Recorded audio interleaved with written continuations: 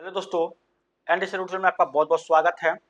और आज आप डैशबोर्ड पर देख रहे होंगे कि हमारा क्लास होगा ये आरआरबी एलपी एग्ज़ाम 2025 के लिए, जो अभी सीबीटी 1 का रिजल्ट आया है और सीबीटी 2 के लिए एग्ज़ाम होने वाले हैं। ठीक है, तो किसी भी एग्ज़ाम को होने से पहले उस एग्ज़ाम का जो आपका परीक्षा पैटर्न है, ठीक है, एग्ज़ाम का पैटर्न है, क्या हमारा सिलेबस होगा, क्या हमारा जो सिलेबस हमारा है उस सिलेबस में कौन कौन से चैप्टर्स पूछे जाते हैं, कौन सा चैप्टर के कौन सा टॉपिक इंपॉर्टेंट है, ये सब जानना बेहद ज़रूरी होता है, तभी आप एग्ज़ाम को अच्छे तरीके से क्वालिफाई कर पाएंगे। ठीक है, तो यहाँ पे आज हमारा जो मुख्य फोकस होगा ये आरआरबी एलपी सीबीटी 2 के सिलेबस पे आधारित होगा। तो उम्मीद करते हैं कि ये क्लास आपको अच्छा लगेगा। चैनल पर नए होंगे सब्सक्राइब कर लीजिएगा, लाइक और शेयर करेंगे। ठीक है, तो देखिए सीबीटी 1 के लिए तो आपको पता ही होगा कि अभी आपका एग्जाम का रिजल्ट और स्कोर कार्ड देखने का यहाँ पे लिंक जारी हो चुका है। ठीक है, स्कोर कार्ड, और ये काफ़ी ज़्यादा स्टूडेंट देख चुके हैं कि उनका जो है कितना नंबर बन रहा है, नंबर आप रॉ मार्क कितने हैं, नॉर्मलाइजेशन मार्क कितने हैं, ये सब सारी चीज़ उनको पता हो चुका है। अब हम यहाँ पे सीबीटी 2 के लिए एग्जाम की में ज़्यादातर टाइम नहीं है, तो इसके लिए जो हम तैयारी कर रहे हैं तो सिलेबस पर हमारा मुख्य फोकस होगा। ठीक है, तो चलिए अब हम यहाँ पे सिलेबस को देख लेते हैं। सिलेबस हमारा क्या है, तो देखिए एएलपी सीबीटी 2 के लिए अगर आप ध्यान से देखें तो एएलपी सीबीटी 2 के लिए यहाँ पे जो आपका यहाँ पे एएलपी, ठीक है, टेक्नीशियन, ठीक है, एएलपी टेक्नीशियन, ठीक है, इस तरह से आप कर लीजिए। मैं लिख के बताऊंगा, ठीक है, तो ये काफ़ी ज़्यादा बेहतर होगा क्योंकि कोई भी चीज़ सुधारना होगा तो अच्छा आसानी से लिख कर और समझ के यहाँ पे सुधारा जा सकता है। ठीक है, ये हम यहाँ पे बात कर रहे हैं सीबीटी 2, ठीक है, सीबीटी 2 के लिए कंप्यूटर बेस्ड टेस्ट जिसको बोलते हैं। इसमें देखिए आपका जो होता है, एक होता है पार्ट ए, ठीक है, ये होता है पार्ट ए, एक होता है पार्ट ए और एक होता है आपका पार्ट पार्ट पार्ट बी। ठीक है, ये दो आपके पार्ट यहाँ पे होते हैं। ठीक है, अब रह गई बात हमको क्या क्या कैसे पढ़ना है। देखिए हम सीबीटी 2 में यहाँ पे मैं इस तरह से डिवाइड कर दे रहा हूँ। ठीक है,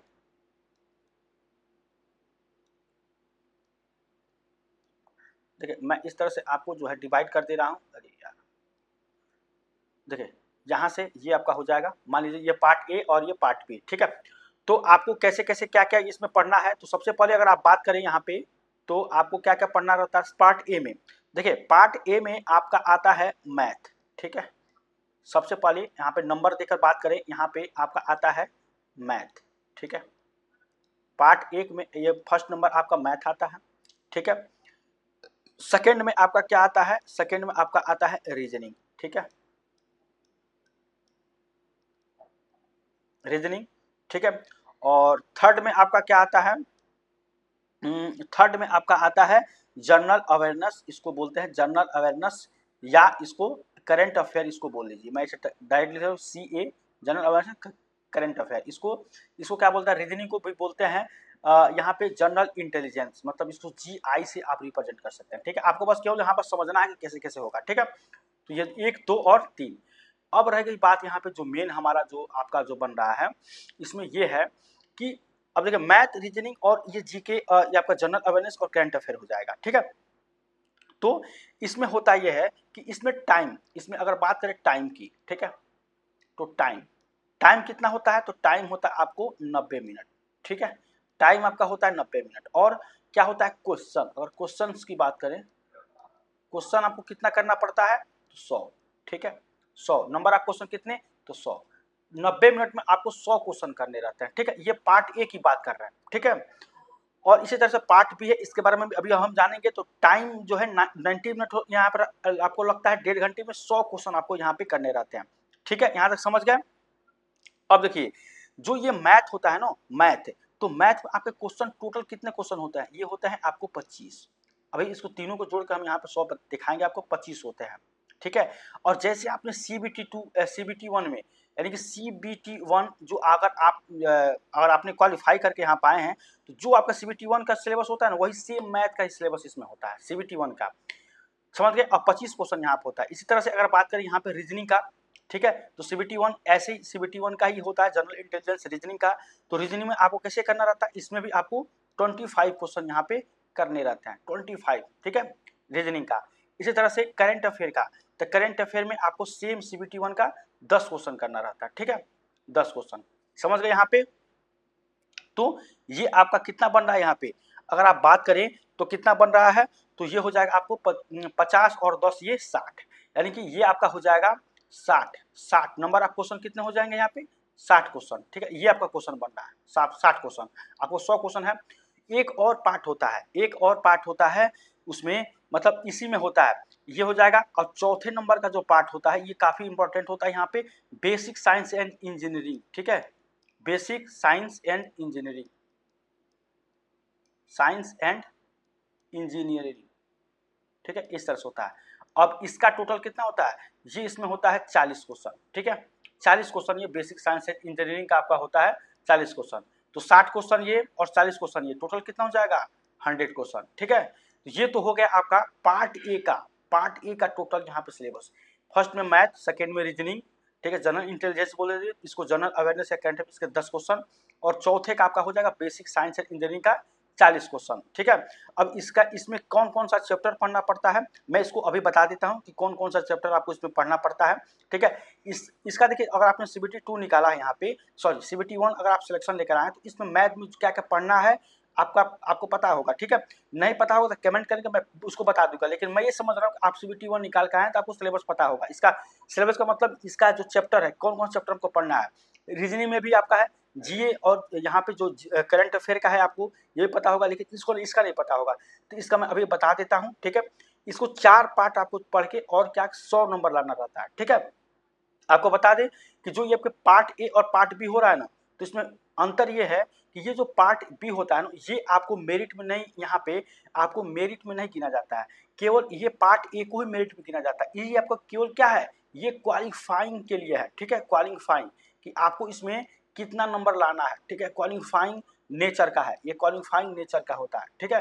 क्वालिफाइंग नेचर मतलब आपको 60 मिनट में कितने क्वेश्चन करने रहते हैं, 75 क्वेश्चन आपको 60 मिनट में यहाँ पे करने रहते हैं, ठीक है।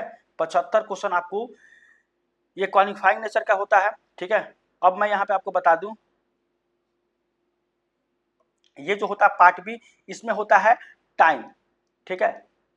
टाइम क्या होता है आपको 60 मिनट, ठीक है, 60 मिनट। और क्वेश्चन कितना करना रहता है, यहाँ पे क्वेश्चन की बात करें तो आपको 75 क्वेश्चन, ठीक है, 75 क्वेश्चन 60 मिनट मतलब 1 घंटा, 75 क्वेश्चन आपको सॉल्व करना रहता है। और मार्क इसमें जो केवल क्वालिफाइंग मार्क का है, यहाँ पे अगर मार्क आपको लाना है क्वालिफाइंग करने के लिए, तो टोटल आपको 35% मार्क लाना है, 35%, समझ गए यहाँ पे, मतलब यहाँ पे 75 का 35%, ठीक है, 35%। यहाँ पे अगर आप देखें तो ये आप यहाँ पे निकाल सकते हैं, ठीक है, ठीक है। यहाँ पे 75 का 35% आप निकालेंगे तो यहाँ पे जो भी आपका निकल के आएगा, ठीक है, उतना परसेंट आपको क्या करना है, यहाँ पे आपको मार्क निकाल कर आना है कि उतना मार्क अगर आप ला देते हैं तो इसमें क्वालिफाइंग हो जाएंगे, फिर आपका ये मेरिट के अंदर आप आ जाएंगे, समझ रहे हैं। ये आपको मेरिट के अंदर नहीं गिना जाएगा, ये आपको केवल क्वालिफाइंग मार्क का है कि 60 आपको 75 क्वेश्चन देखने को मिलेगा, केवल इसमें मैथमेटिक्स की क्वेश्चन इसमें रहता है, ठीक है। और यहाँ पे बात करें कि जो सिलेबस इसका होता है, सिलेबस वो एक वेबसाइट होता है DGET, ठीक है, DGET जो एक वेबसाइट होता है, उस पर क्या होता है, इसका ट्रेड से मतलब अलग अलग ट्रेड के लिए अलग अलग आपके क्वेश्चन यहाँ पे पूछे जाते हैं, ठीक है। इसका अलग अलग जो है आपको ट्रेड से अलग अलग क्वेश्चन पूछा जाता है। इसके लिए अगर आप कहेंगे पार्ट बी के पूरे सिलेबस के बारे में तो हम यहाँ बता देंगे, क्योंकि देखिए ये जो आपका DGET जो आपको वेबसाइट बोल रहा है ना, तो ये अलग अलग ट्रेड के लिए, इलेक्ट्रिशियन के लिए अलग होता है, मैकेनिकल के लिए अलग होता है, सिविल के लिए अलग होता है, ठीक है, डिजाइनर फैशन के लिए अलग होता है।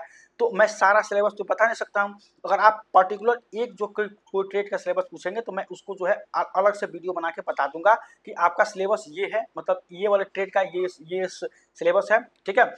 तो इसका सिलेबस तो हम यहाँ पे नहीं बता पाएंगे, अगर आप कमेंट करेंगे जरूर हम यहाँ पे अलग अलग ट्रेड के लिए बताएंगे, ठीक है। और उम्मीद करते हैं आपको पहले से पता होगा, पता है तो काफी अच्छी बात है, ठीक है। तो आपको क्या करना है, यहाँ पे आपको पार्ट बी है, केवल आपको क्वालिफाइंग नेचर का ये आपका जो ये पार्ट बी है, तो आपको 35% जो है क्वेश्चन यहाँ पे कर देना है, ठीक है। 35% क्वेश्चन यहाँ पे कर देंगे 75 क्वेश्चन में से, तो आप इसमें मेरिट के अंदर आ जाएंगे। और मेरिट में जो भी आप इसका नंबर आपका ये जुटा जाएगा, ठीक है, ये जो 100 नंबर है इसको जोड़ा जाएगा, समझ गए यहाँ पे। तो ये था आपका मेन यहाँ पे सिलेबस के बारे में एक छोटा सा अपडेट। उम्मीद करते हैं कि ये आपको जो अपडेट अच्छा लगा होगा। इसके बाद भी अगर आपके मन में कोई भी डाउट है, कोई भी दिक्कत है सिलेबस के रिगार्डिंग, तो आप एक बार जरूर यहाँ पे कमेंट करेंगे, ठीक। ठीक है। अब रह गई बात यहाँ पे बेसिक साइंस इंजीनियरिंग के जो आपके सिलेबस में आपके चैप्टर्स में क्या क्या पढ़ने हैं, तो इसको मैं आपको यहाँ पे बता देता हूँ कि आपको यहाँ पे क्या क्या पढ़नी है, ठीक है।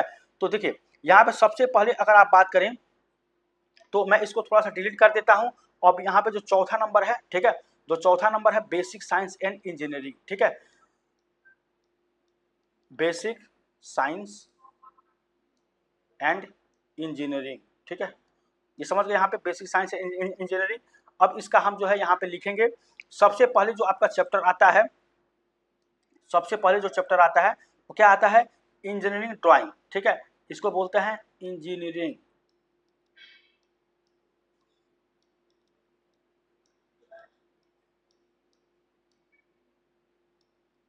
इंजीनियरिंग ड्राइंग, ठीक है। दूसरा आपका क्या आता है, यूनिट्स, ठीक है।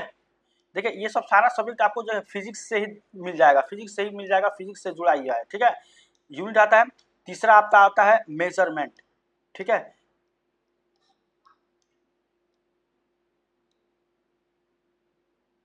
ठीक है, मेजरमेंट। चौथा आपका क्या आता है, mass weight, mass weight and density, ठीक है, मास वेट एंड डेंसिटी, ठीक है। पांचवा आपका क्या आता है, वर्क पावर एनर्जी, ठीक है, वर्क पावर एनर्जी, ठीक है। छठवा आपका क्या आता है, स्पीड एंड वेलोसिटी, ठीक है, स्पीड एंड वेलोसिटी, ठीक है, स्पीड एंड वेलोसिटी। सातवां आपका क्या आता है यहाँ पे, हीट एंड टेम्परेचर, ठीक है, हीट एंड टेम्परेचर, ठीक है, हीट एंड टेम्परेचर। देखिए राइटिंग में थोड़ा सा दिक्कत होगा लेकिन मैं बोल रहा हूँ, आप लिख लीजिएगा, हीट एंड टेम्परेचर आपका होगा, ठीक है। ये आपका क्या हो जाएगा, ये हो जाएगा आपका 7 नंबर का, ठीक है। अब देखिए आगे का, देखिए ये आपका 8 नंबर, 8 नंबर आपका यहाँ पे हो जाएगा बेसिक इलेक्ट्रिसिटी, ठीक है, ये होता है बेसिक इलेक्ट्रिसिटी, ठीक है। 9 नंबर क्या होगा, बेसिक इलेक्ट्रिसिटी के बाद से लीवर्स एंड सिंपल मशीन, ठीक है, ये होता है लीवर्स एंड सिंपल, ठीक है, मशीन, ठीक है। 10 नंबर में अगर आप देखें ध्यान से यहाँ पे, तो ये होता है occupational safety and, occupational safety and, ठीक है, ऑक्यूपेशनल यहाँ पे होगा ऑक्यूपेशनल, ठीक है,